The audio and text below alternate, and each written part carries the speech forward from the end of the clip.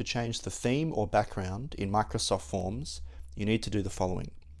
Firstly, we're going to click on the theme option in the top right hand corner. This will bring up some of the standard themes and backgrounds available. If you want to add a different image, click the plus button and then click the upload image icon. You now have a few options.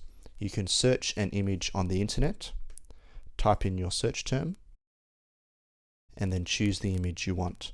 Click the image, then select Add. To remove this image, you can just click the bin icon. If you want to add an image from the files on your computer, click the Upload Image icon, and then click the Upload option, and this will direct you to your files. Choose the file you want, click Open, and there you go.